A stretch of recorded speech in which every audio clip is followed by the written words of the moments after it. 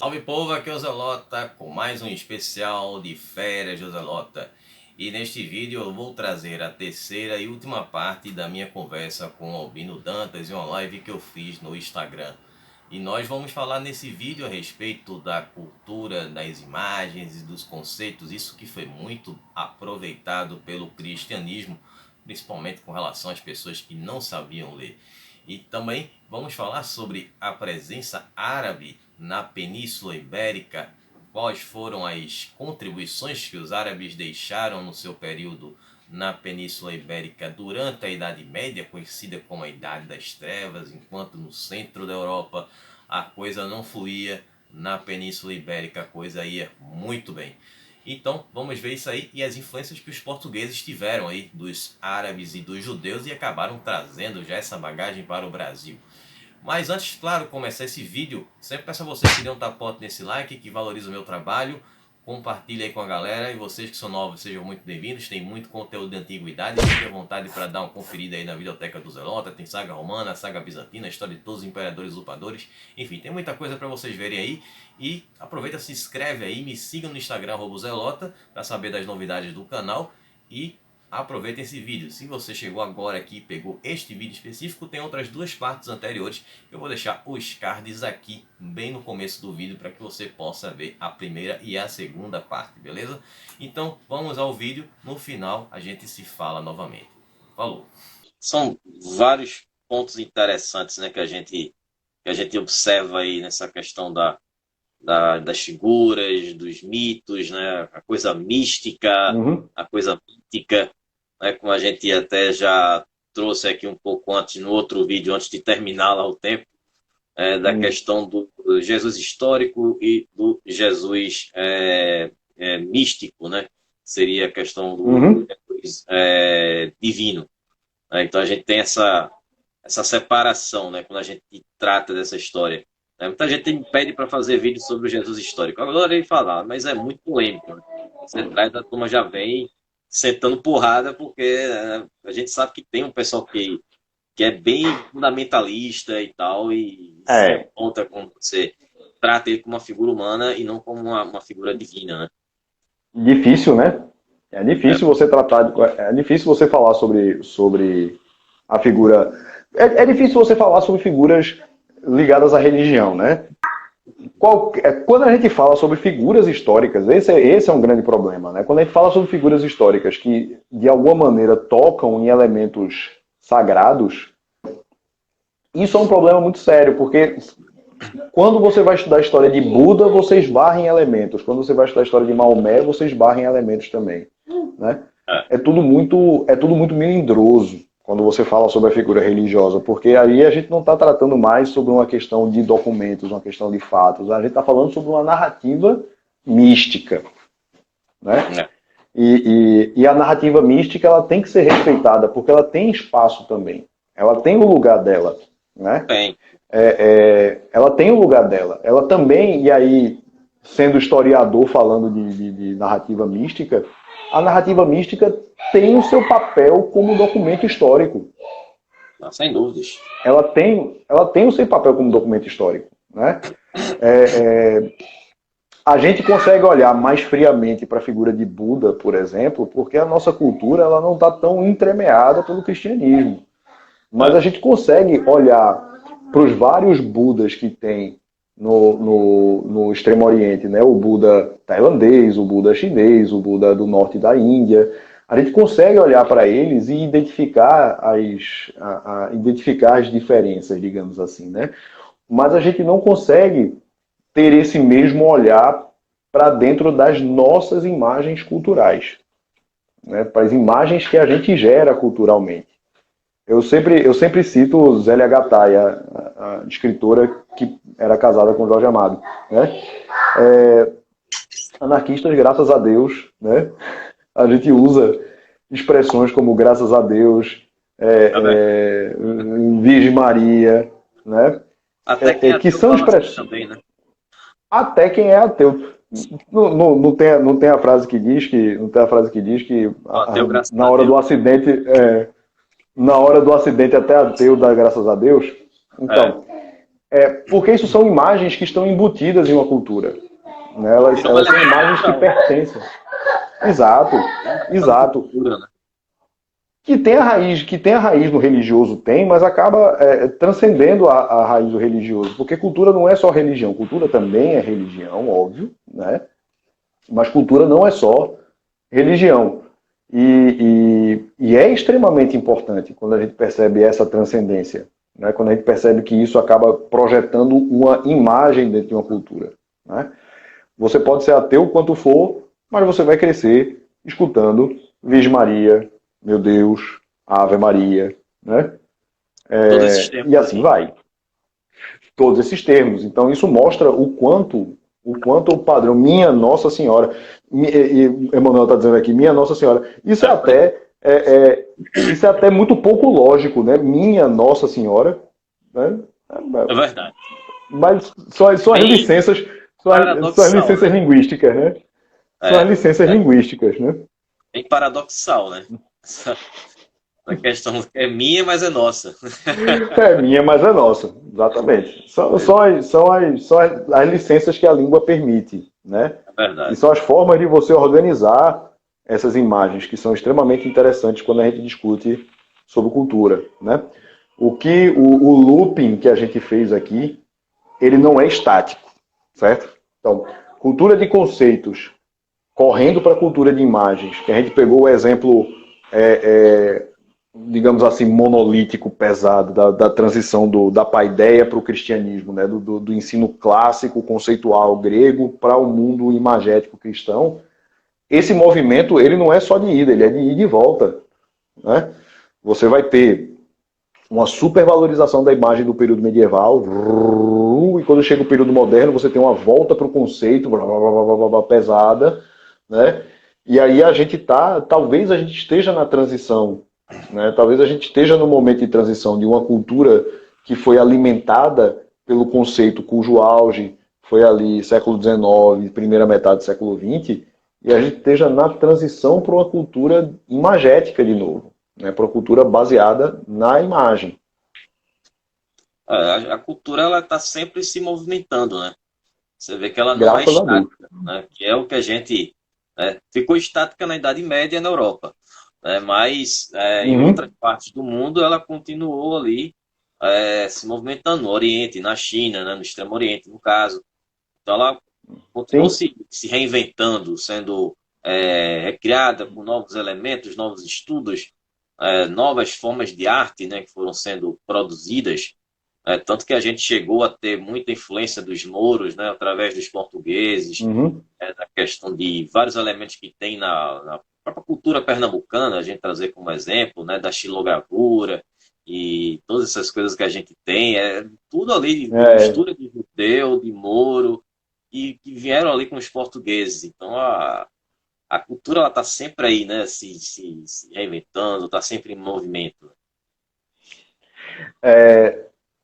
Pernambucano que é pernambucano gosta de muita coisa árabe, gosta de café, gosta de açúcar. Né?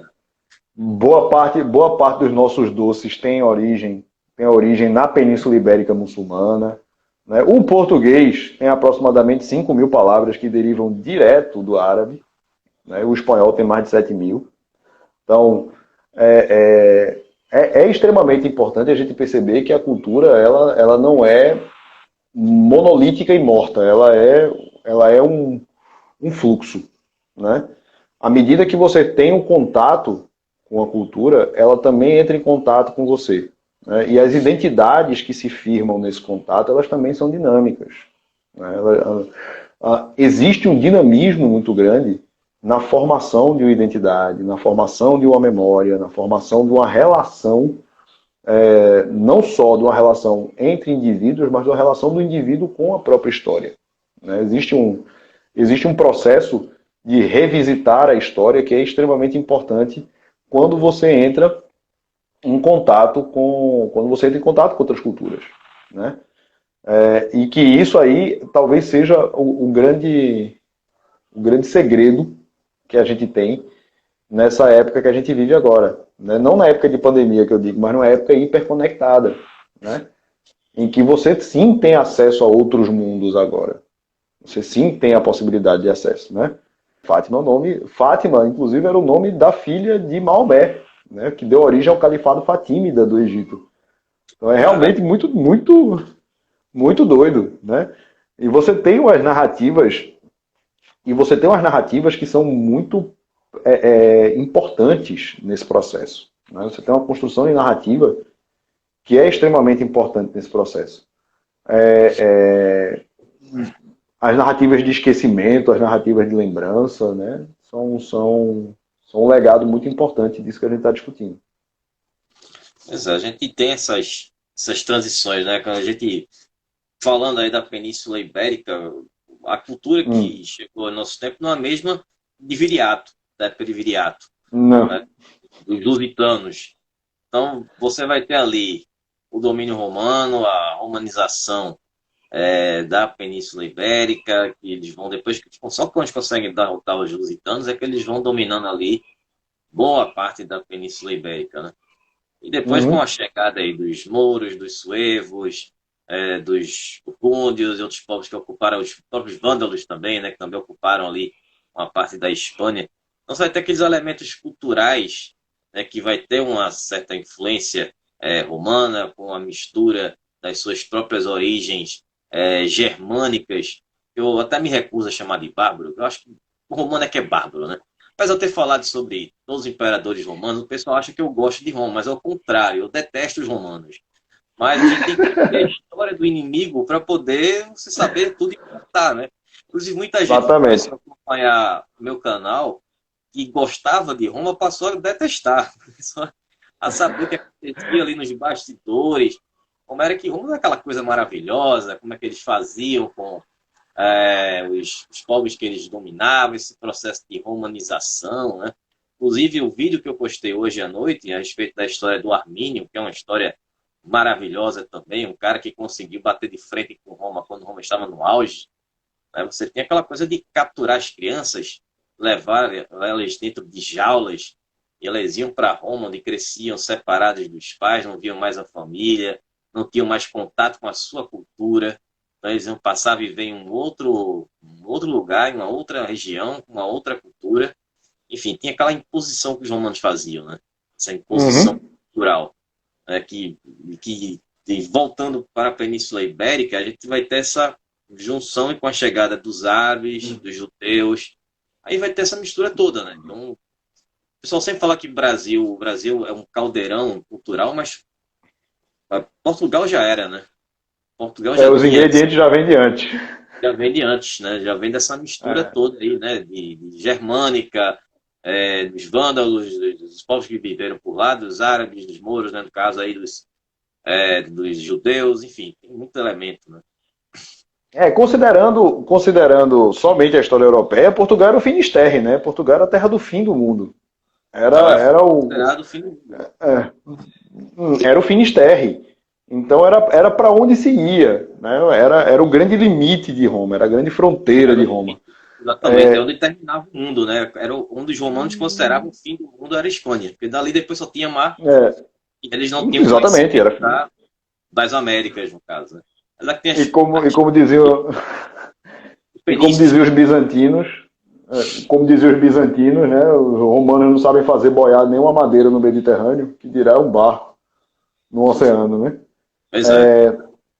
Mas quando a gente caminha na direção da Idade Média, né, principalmente na Idade Média peninsular ibérica, um dos grandes elementos que vai surgir, e uma das forças que vai surgir, que era uma das coisas que eu estava dizendo, é, sem dúvida nenhuma, a presença do grande outro dentro da Europa, que é o Islã.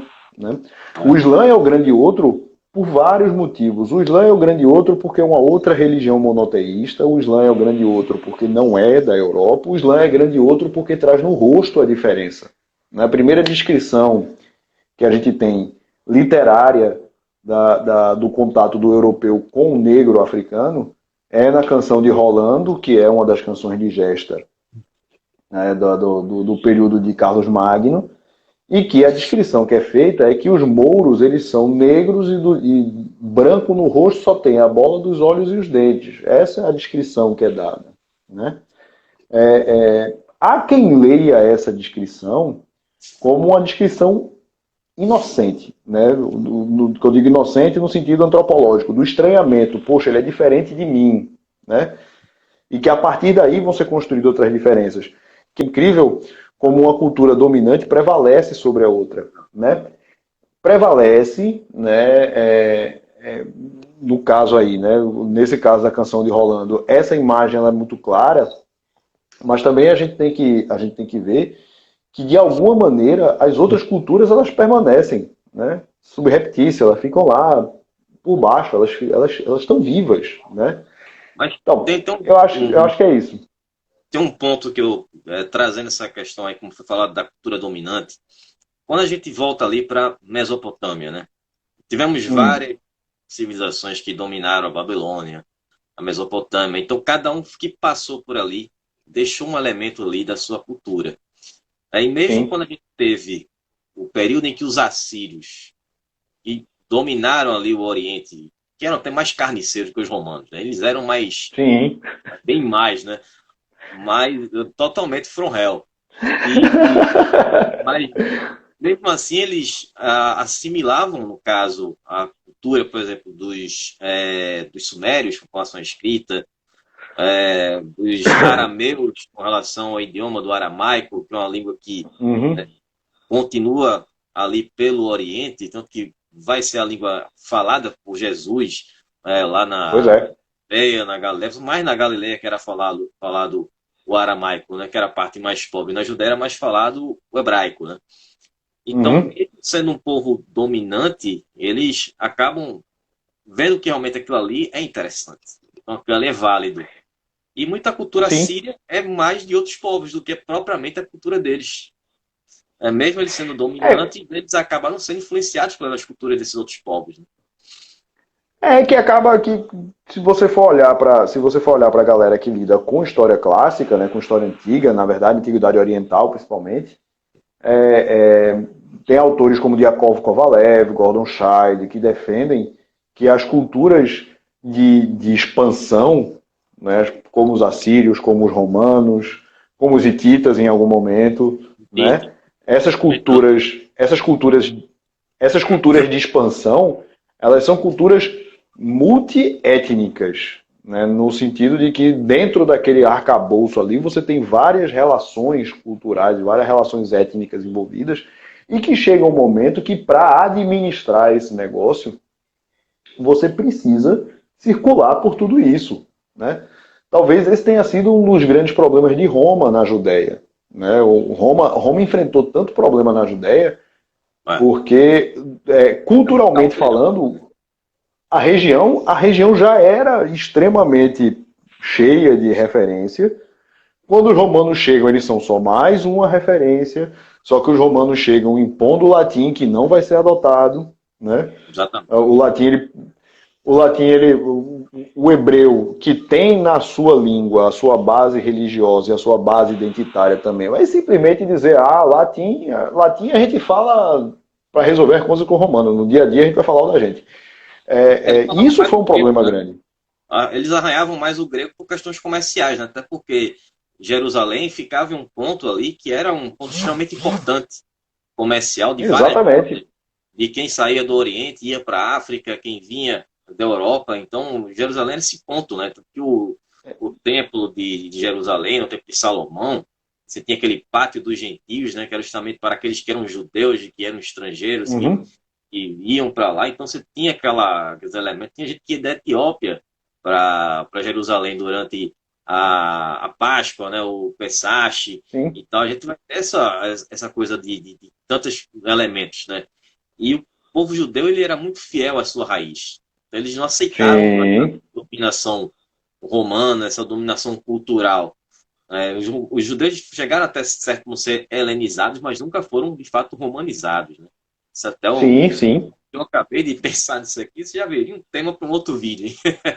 Já rolaria.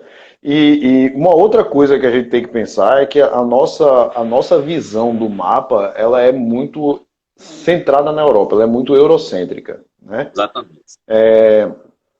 Talvez fosse interessante, né, e aí eu desafio para quem for da área que está ouvindo a gente, pensar em outros mapas, pensar em outros caminhos, né?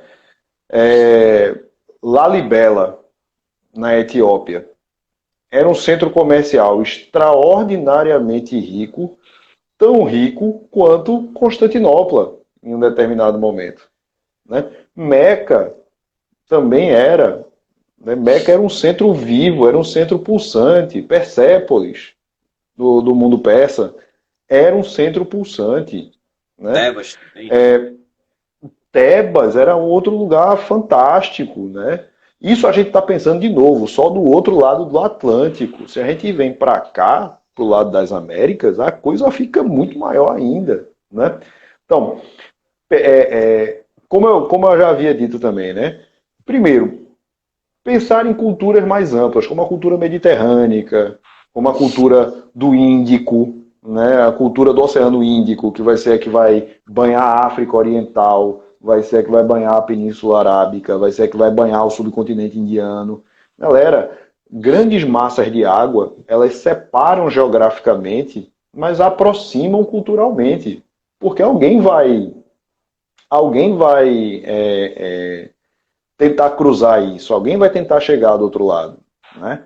E quando a pessoa chega do outro lado, entre em contato com outras coisas, né? Não é só, não foram os portugueses que tiveram a ideia genial de se jogar no mar, não, galera. Já tinha gente fazendo isso muito antes, né? Tem lá os fenícios, né? Os fenícios, os minoicos, né? Você tinha ali Fenício, minoico, a galera da ilha de Madagascar, que além do desenho também eram bons navegantes, né? O pessoal do subcontinente indiano, as canoas dos Maori na Oceania, as embarcações da China Imperial, né? Havia uma vida muito intensa de circulação de ideias, de mercadorias, de palavras, de imagens né? pelo mundo, né? E que parece que a gente está olhando somente um quadradinho do mapa, né? Parece que a gente deu um close num quadradinho. Isso até é uma questão que eu fiz na época. Não sei se tu conheceu a professora Sumaya, que lá da Conheci. Católica, que dava aula de Idade Média. E todas as aulas sempre era Europa. E eu perguntei a ela, Sumaya, com relação ao Japão medieval, isso não é trabalhado, a gente falar sobre na época dos samurais, né, que eram a guarda imperial, e ver esse Japão feudal, a gente só vê Europa e tal, e ela disse, não, porque agora está começando um processo de globalização. Eu fiz essa questão em 2002, a gente está em 2020, já foram 18 anos, e ainda não vejo África, E ainda ainda não. não vejo Extremo Oriente, ainda não estou vendo isso dentro das faculdades, né, das salas de aula de história, e a gente está vendo É, então você tem que buscar por fora, né? Então, por isso que quando eu trago sim, certas civilizações, algumas pessoas que são inscritas no meu canal, elas são de história, mas tem muita gente que gosta de história, que é de outra área, mas que gosta de história. Mas você vai ver ali uma história, por exemplo, sobre os Medos, os Elamitas, o Império Parta, né, que é muito desconhecido o Império Parta, mas ninguém sabe que sim, foi ali verdade. onde Crasso acabou morrendo, foi lutando contra os Espartanos. Ele cometeu o erro crasso, que deu origem ao erro Exatamente, o crasso, né? famoso erro crasso. O erro crasso, né? Quando ele vai menosprezar o Suzarena, né? O general Parta, e Uhum, acaba derrotado, ele se sentindo, no máximo derrotei Espartacus, agora quem vier eu derrubo também, né? E aí, Esparta tinha aquela linha comercial com a China, ele se relacionava uhum, com os povos do Oriente, enfim, tem muitos elementos que a gente desconhece, né? Então, você está debaixo da história, é tipo mostrar um caminho, né? Que é uma coisa que eu estava até conversando com o Diogo Barreto, né? Que você também conhece, sim, e gosto muito de Diogo. a gente fez ali ele tem um podcast, né? O Histórica Cast, que ele me convidou para participar do podcast dele. E eu falei da questão Ah, que massa. da macro-história, né, que é a linha que a Ah, gente segue, né, quando a gente está estudando história, aí a gente nunca trabalha a micro-história, né, que para mim é onde está a parte sim, mais divertida da história. Então eu sim, sim, sempre sim. falo isso nas lives que eu faço no YouTube, de a pessoa imaginar a história como se fosse uma folha, né? A macro-história seria aquele caule do meio, e a microhistória são aquelas ramificações, né, que são fatos muito importantes É que uma boa aconteceram imagem. paralelamente àquela linha central, né, e que, se você vai atrás daquilo ali, você vai querer saber cada vez mais, né, se aprofundar mais. Exatamente. Você E descobre, é o grande. surge histórias de outros povos. Aí, pô, quem é esse povo? Aí brigou contra os elamitas, contra os medos e tal. Pô, quem foram os medos que, pô, os caras eram parentes dos persas, na época do Império Aquemênida. Então você vai puxando uma história atrás da outra, descobrindo mais povo. É. Aí vira uma força marítima.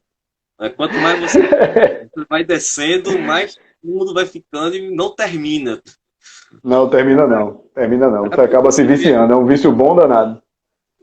Pois é, praticamente infinito, né? A história é uma coisa extraordinária. Tanto que a gente está aqui há quase 2 horas batendo esse papo, né? É E verdade. fluindo. E rendia mais. E Ainda rende rendia mais. mais 2 horas, mais 4. E é interessante que outro ponto, né? Que eu estava falando contigo no telefone, acho que a gente falou uma vez, que são fatos que acontecem na história ocidental que teve reflexo, por exemplo, um elemento, uma decisão que foi feita no Oriente, refletiu no Ocidente, e ninguém tem noção disso. Né? Que eu trouxe Sim, até no vídeo que eu fiz no IGTV, que Constantino V colocou Carlos Magno no trono. Aí você pensa, sim. que absurdo é esse? Como assim?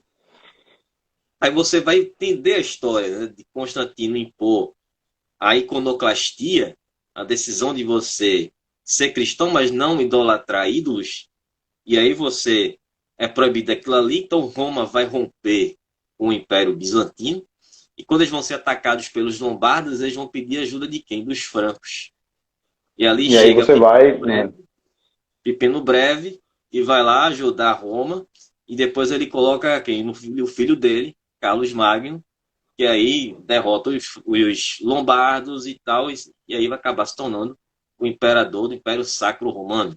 Né? Então você tem essa Sim. divisão. Então você não imagina como é que Carlos Magno chegou lá, né? Tendo essa Não é? influência diretamente do Constantino V, isso 40, 50 anos antes, de uma decisão dele, uma visão dele, monocrática, de ter essa influência no Ocidente. Pois é, e a gente consegue entender essa lógica porque ela está muito presente ainda na nossa forma de ver política, né? Se você parar para pensar direitinho, isso aí não está muito distante do que acontece em Game of Thrones. Essa, essa dinâmica essa dinâmica que você falou bem agora, ela não está muito longe do que da construção de um Game of Thrones da vida, né? Como eu estava dizendo, a gente consegue entender a lógica lá de Carlos Magno, Pipino, tudo mais, porque isso está dentro da nossa narrativa política, né, na nossa construção política. A gente consegue entender bem essa lógica do que você falou agora sobre Carlos Magno e tudo mais, porque é uma narrativa que não está muito distante do que a gente vê em Game of Thrones, por exemplo. É uma sequência que não está muito longe, né? Mas imagine você como... Eu sempre tirava que a história do Império Romano, a Game of Thrones, é uma história verdadeira. Você vai ter um eunuco ali na corte, naquele eunuco que está influenciando nas decisões dos imperadores, das imperatrizes principalmente. Você vai ter sempre aquelas questões que acontecem nos bastidores. Então, esses elementos que você vê em Game of Thrones, aquilo ali aconteceu no Império Romano, aquilo aconteceu na Idade Média. Dizem que o autor, J.R. Martin, ele se inspirou muito nas histórias saxônicas, mas aquilo já vem muito antes. Na verdade, desde que o mundo é mundo, essas coisas acontecem, né? Essas tramas políticas, essas questões, né? São bem, bem antigas mesmo. É verdade, são bem antigas. E cada região tem a sua lógica, né?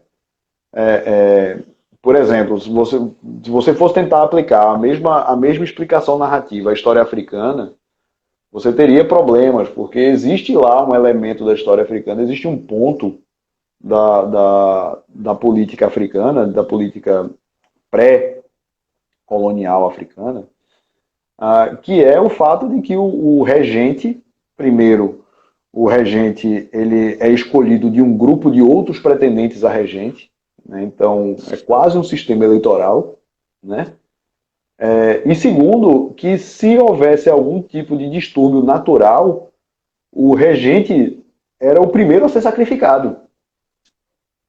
Então, dentro da lógica ocidental, dentro da nossa lógica alimentada pelo pensamento cultural ocidental, isso é inexplicável. Né? Você vai sacrificar o dirigente, né? Como assim vai sacrificar o dirigente? Na lógica africana pré-colonial fazia todo sentido. Afinal de contas, ele é o responsável, ele é o pai responsável pela sociedade, e se aquilo ali deu problema, ele é que tem que morrer. Né?